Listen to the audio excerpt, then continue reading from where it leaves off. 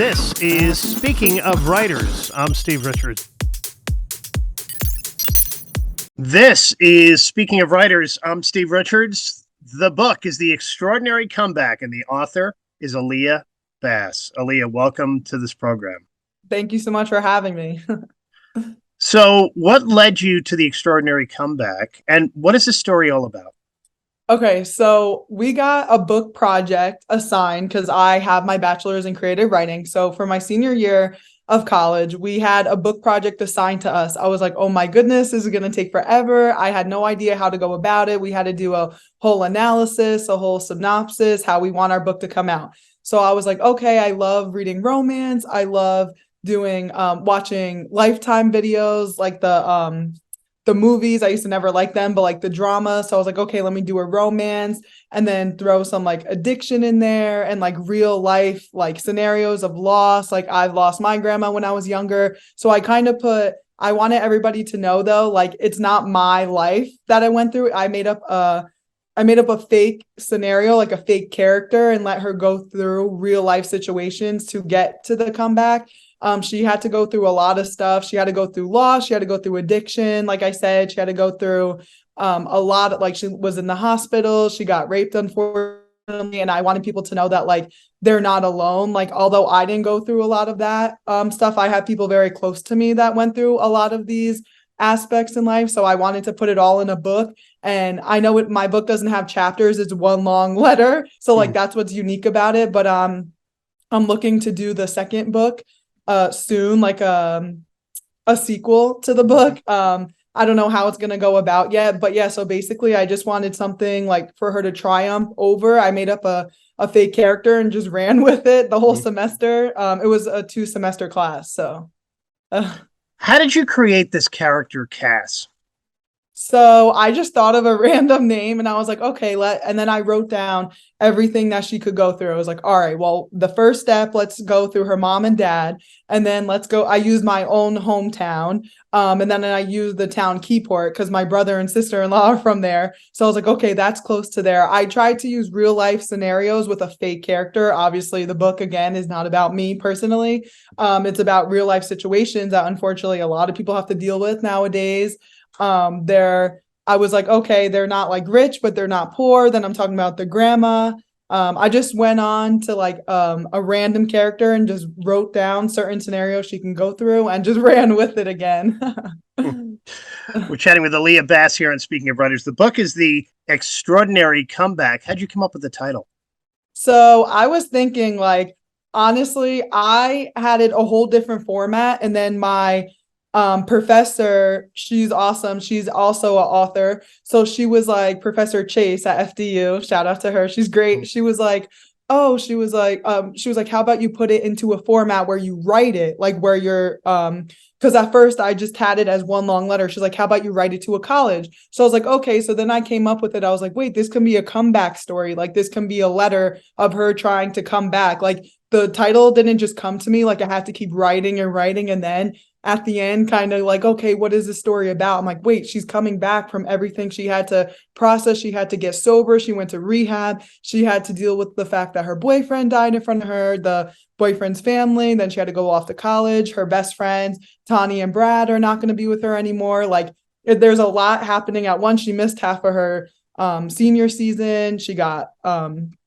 senior year. She got like a lot of things happened. So I was like, wait, like this is all stuff this girl had to come back from. So it kind of just like came to me like the last like few weeks of me writing it. And like, obviously we had to submit it for a grade. So it maybe like the last few weeks, maybe like 2 or 3 weeks right before I submitted it, I like finalized the title. We're chatting with Aleah Bass. The book is The Extraordinary Comeback. You mentioned you went to Fairleigh Dickinson. Yes. So talk about college in general, the academic stresses, the athletic stresses. You played basketball at FDU too. Yes. So Fairleigh Dickinson, I actually started at Montclair and I loved it, but I left for basketball. So I was a triple major. I have my bachelor's in creative writing, but I also, as you can see on the back of my book, I was also in the Quest program, which is the education program. So at Fairleigh Dickinson, you can't just be like, oh, I want to be an education major. You have to declare what you want to teach. So I wanted to teach English. So I was secondary ed and special ed in the program. So I was technically a triple major. Yes, I was on the basketball team, and I also was in a sorority, Delta Phi Epsilon. So I had a lot going on. But yes, so basically, I have always been good at time management. I played sports my whole life. I know a lot of people who struggle with it, who had to do like study hall or had to, like I would be either I was in the gym, the library, in my dorm, getting ready to go somewhere, or it's just college is just a constant, where you're in the caf with your teammates, you're getting ready to go to class. There was days where I had practice, wake up, have team lift, go to practice, go to class, then be done, go to practice, then have an event, a sorority event at night, then go out with my friends, then come back, then have to be up for a game, or we had like the 24-hour rule. So you couldn't go out. So like 24 hours before a game. So I'll just be sitting there studying on a Friday night. Like it's a lot of time management. Like, I have to get the bus. The bus leaves at 8. I have to be at the gym by 7. Then we had shoot around. Like it was a lot of, I was always good at it, but I know that people who like struggle with time management. But yeah, college is really fun. You make the best out of it. It's unfortunate that my senior year got cut short for me. COVID hit, which sucks because I love my teammates. I love my sorority sisters. And I just rushed my junior year of college. And it's funny because I put it in the book too, how she wants to join a sorority, but mine got cut short, which absolutely, put a haul on thing, which sucked, but I made the best of it. And we still got to graduate in person at MetLife, which was great. But yeah, so it's a lot of time management. It's a lot of knowing what you have to do. You can't really fall behind. You got to obviously be on time to class, be on time to practice, sorority events. It's just all how you manage your life at school. So Aleah, you had so much going on. How did you have time to write? honestly, I wrote this my senior year of college. Like I said, we were on Zoom. I mean, it's a little harder because we were in groups. So we were every 2 weeks we would edit, and we were with different groups. It was one big class, but we had different groups. So it was every other week. So we would have a week to edit, a week to add, a week to edit. So like it was a lot because like when you're home, obviously you have a little more freedom. Like, you're back home, like your friends are home. I mean, I know it was still COVID times, but this was when COVID wasn't as strict. So my friends would be like, oh, like, do you want to go out? I'm like, oh, I have to finish my senior writing project. Like, I know I'm a nerd, but like, I got to keep writing. So like there was days where I was so stressed. I'm just in my bed trying to come up with the next thing. And I was also, my junior year, took a screenwriting class. So that helped a lot too with this book, because it was literally like I was writing a movie, which goes hand in hand with my book. But yeah, so senior year was all online. So I obviously had my other classes. So I would be in my other classes listening and like coming up with ideas, Googling things like, okay, let me see what I can come up with my book. Like this class, my senior writing project, was the most like most stressful and most in depth, where my other ones were like more easy to manage, where this is like I have to have a whole book done by the end of the year. Yeah. So yeah, I was always adding, always editing, just like, my own world, but And you're used to deadlines now too, yes. which is so important in the book world. Right. You mentioned your friends asking you to go out. The party scene in Yes. college, Yeah. at a school like FDU, a lot of pressure there. Right. We always had, okay, so even when I was at Montclair, like if you're on a team, if you're in a sort, like you're being asked to go out all the time, you're very well known, like not like popular, but you're known on the team. Like you're known if you're on a team, if you're in a sorority, you're just, you meet more people through your teammates, through your sorority sisters, you just become, someone that's known around campus. So you're always being asked. There's always peer pressure there. I honestly never got into the peer pressure. I always like knew how to like handle my liquor. But I know people who, again, just like my book, struggle with that. She was on anxiety meds, which I straight up don't care to say I am also on anxiety meds. So like now I have to relate to Cass and like relax on that part.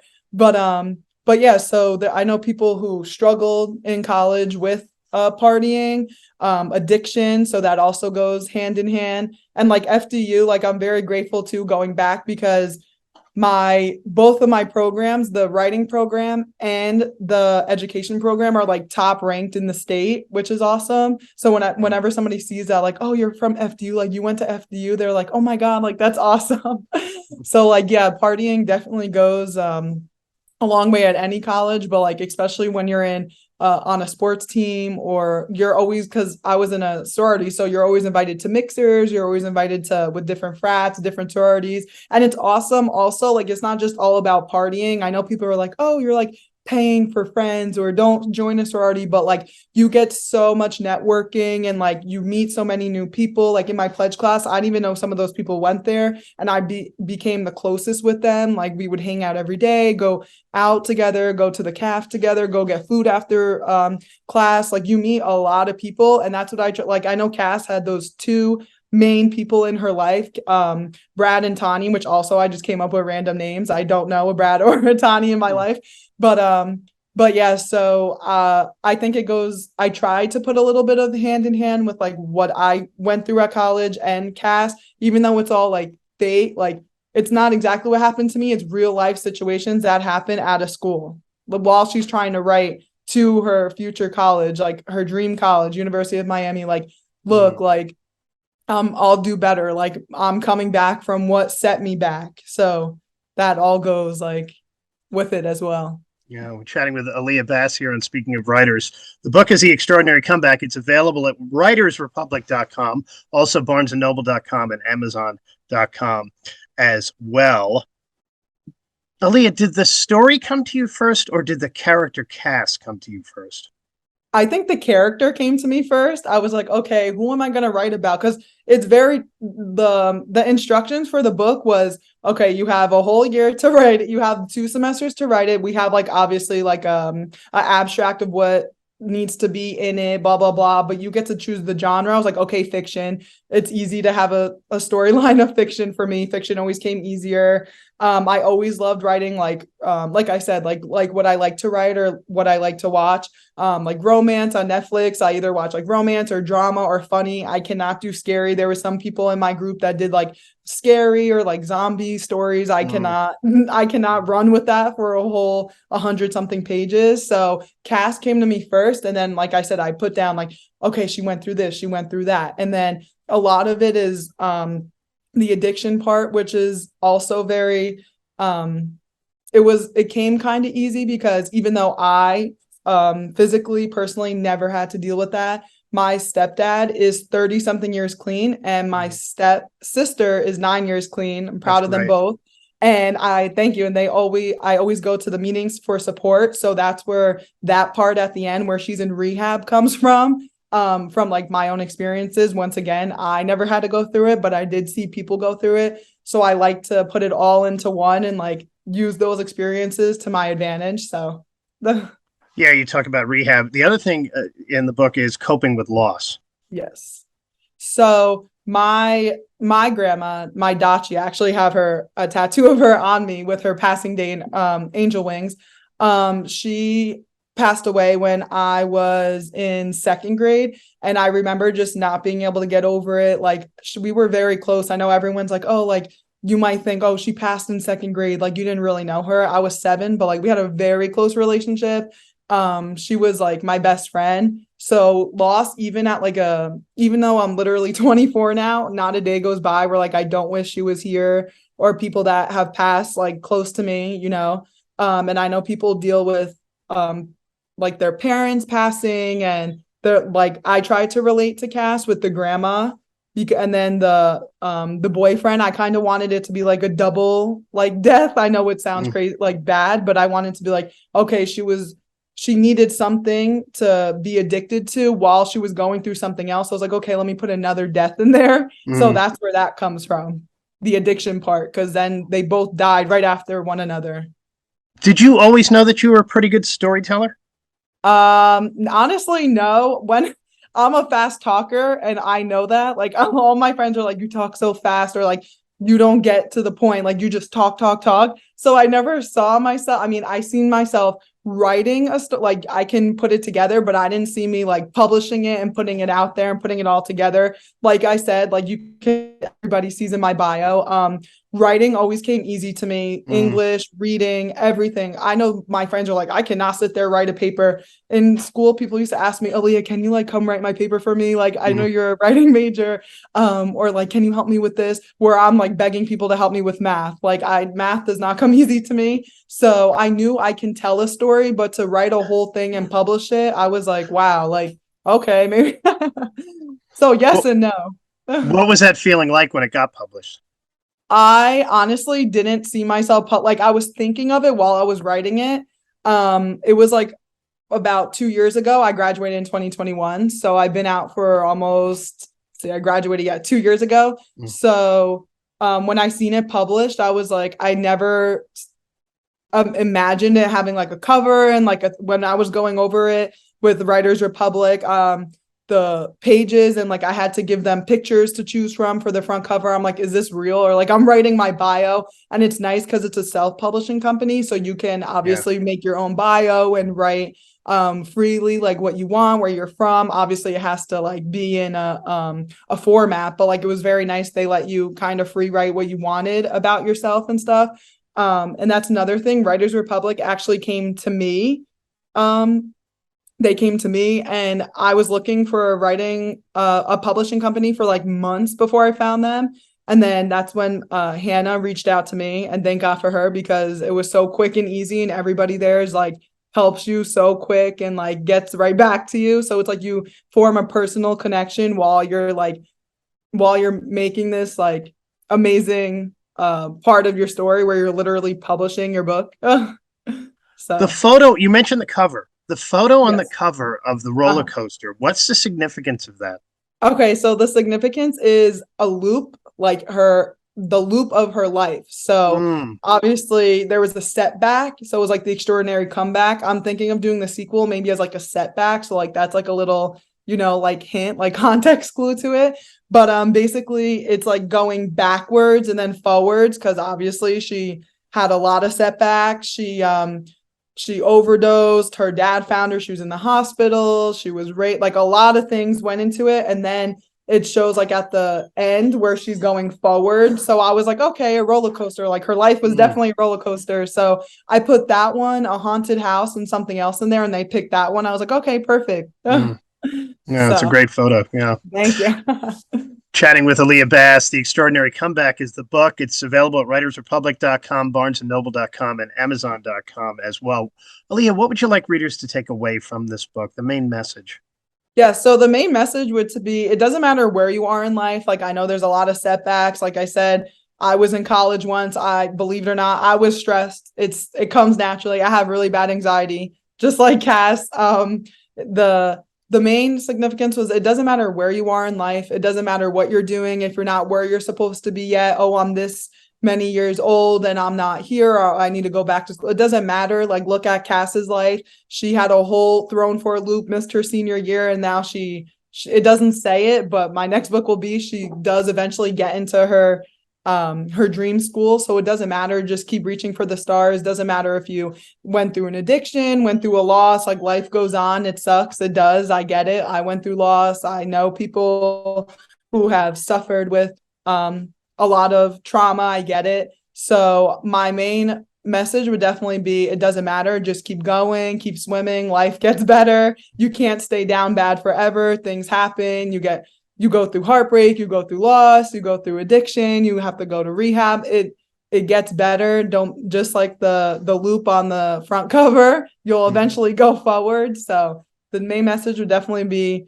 keep going. You got it. Even if you're not where you're supposed to be now, if you feel like you're struggling, life goes on. So her first book, it's called The Extraordinary Comeback. The author is Aleah Bass, and busy on her second book as well. So we'll look forward to that. This one is available at writersrepublic.com, barnesandnoble.com, and amazon.com too. Aleah, thank you for joining me. Of course. Thank you so much for having me. And this is Speaking of Writers. This is Speaking of Writers. I'm Steve Richards.